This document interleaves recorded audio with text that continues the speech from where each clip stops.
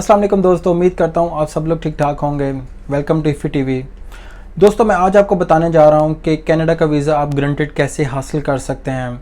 हाँ, बहुत सारे एजेंट्स का सहारा लेते हैं, बहुत सारे एजेंसीज में हम लोग जाते हैं, बहुत सारे ऐसे कंसल्टेंट्स को हम पैसे दे जाते हैं और उनको कहते हैं कि हमारी हेल्प करें। हम लोग एम्बेसी में नहीं जा सकते हैं, हम लोग पेपर वर्किंग नहीं कर सकते हैं, हम लोग कुछ काम नहीं कर सकते हैं, हमें बात करना नहीं आती है, तो हम उनको पैसे दे के उन पे सारा डिपेंडेंट हो जाते हैं और बाद में हम लोगों के साथ हमेशा फ्रॉड हो जाते हैं और हमारी एप्लीकेशन रिजेक्ट हो जाती है। सम टाइम तो हमारे साथ ऐसे ऐसे वाक़यात पेश आते हैं कि हम लोग अपनी मुश्किलात परेशानियों से निकल ही नहीं पाते। तो मैं दोस्तों आपको आज को बताऊंगा कि कनाडा का वीज़ा आप ग्रांटेड कैसे हासिल कर सकते हैं।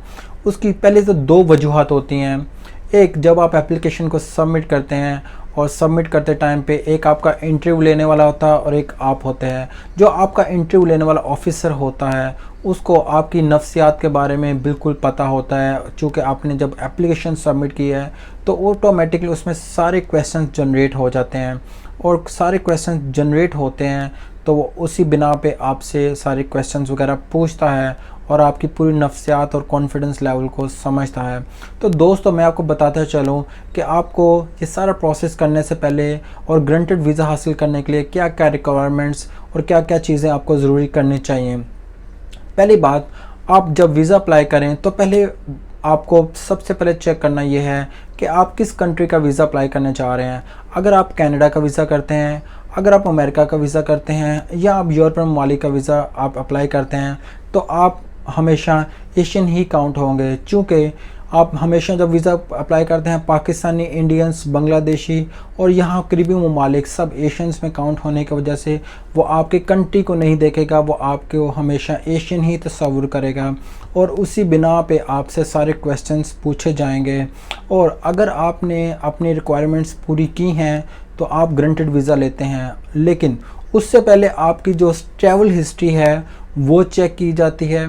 चूँकि हमेशा आप कनाडा, अमेरिका, ऑस्ट्रेलिया, न्यूजीलैंड बड़े ममालिक जहाँ पे वीज़ा अप्लाई करते हैं तो हमें उसकी बिना पर बड़ी आपको ट्रैवल हिस्ट्री भी चाहिए होती है, जिस पे आपको हमेशा 8 से 10 कंट्री या फिर मैक्सिमम 7 से 8 कंट्री में ट्रैवल हिस्ट्री लाजमी बनानी है, जिस पे आपको पता हो कि आपके पास इतनी बड़ी ट्रैवल हिस्ट्री है और आपको ग्रांटेड अभी वीज़ा मिल जाएगा।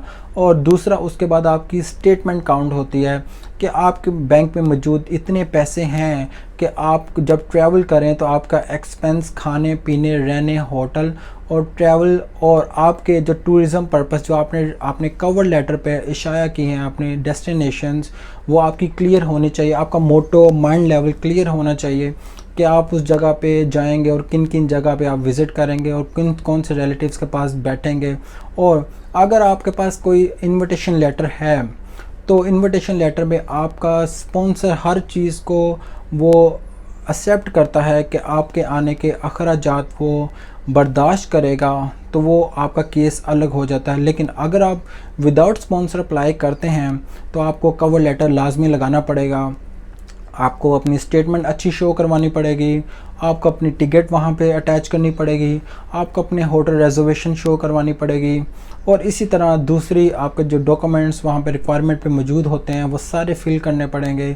चूँकि कनाडा का वीज़ा अप्लाई करते टाइम दो चीज़ों का हमेशा ध्यान रखा जाता है, पहली आपकी स्टेटमेंट, दूसरी आपकी ट्रैवल हिस्ट्री। तो ये दो चीज़ें अहम होती हैं जो आपके वीज़ा की बुनियाद को ज़्यादा स्ट्रॉन्ग करती हैं और आप उससे ग्रांटेड वीज़ा हासिल करते हैं। मेरे बहुत सारे दोस्त मेरे पास यही बात लेकर आते हैं कि मैं हमेशा ट्रैवल करता हूं और मुझे आसानी से वीज़े कैसे मिल जाते हैं। तो मैं हमेशा उनसे यही डिस्कस करता हूं कि मैं अपनी 2 से 3 चीज़ों का हमेशा ख्याल रखता हूं। पहली मेरे में होती है कॉन्फिडेंस लेवल, दूसरा मेरा होता है ट्रैवल हिस्ट्री, तीसरी मेरी होती है स्टेटमेंट। अगर 3 चीज़ें आप ही ख्याल रखें तो अल्लाह के फजलो करम से आप ग्रांटेड वीज़ा हासिल करेंगे। और कनाडा का वीज़ा हासिल करना अभी 2020 में बहुत ही आसान तरीन होता जा रहा है। मैंने आपको अपनी पिछली वीडियो में भी बताया कि पीजी जो post graduation work permit Canada ने इशू करवाया था वो आसान से आसान होता जा रहा है और कनाडा अपनी बहुत सारी पॉलिसियों में नरमी करता जा रहा है और बहुत सारे लोग वहाँ पे ट्रैवल करने के ख्वाहिशमंद भी हैं। तो आप भी ट्रैवल कर सकते हैं अगर आप ये सिंपल रिक्वायरमेंट्स को समझते हैं, आप उनको फॉलो करते हैं और अपना इंटरव्यू अच्छे से देते हैं, पूरे कॉन्फिडेंस से देते हैं और अपनी साइकोलॉजी को मेंटेन करते हुए अपने अपने आंसर अच्छे से देते हैं। स्पेशली आप जब आंसर कर रहे होते हैं कंसल्टेंट को या फिर वहाँ पे ऑफिसर है, तो आप कोशिश करें कि आप उसको शॉर्ट आंसर दें ताकि वो आपकी बात को समझ जाए और आपको कॉन्फिडेंस लेवल मेंटेन करते हुए आपको वो अच्छे से बर्ताव करे और आपको ग्रांटेड वीज़ा दे दे। तो आप अपना बहुत ज़्यादा ख्याल रखिएगा। अगर आपको कोई इसमें डिफ़िकल्टी है, अगर आपको उससे कुछ पूछना हो, आपको वीज़ा रिलेटेड आपको कोई क्वेश्चन हो, तो आप मुझसे रब्ता कर सकते हैं। इंशाल्लाह मैं आपकी हेल्प लाजमी करूँगा। और इस वीडियो को देखिएगा, सब्सक्राइब कर दीजिएगा, शेयर कर दीजिएगा और मैं मज़ीद आपके पास वीडियोज़ लेकर आऊँगा। अल्लाह हाफ़िज़ जी।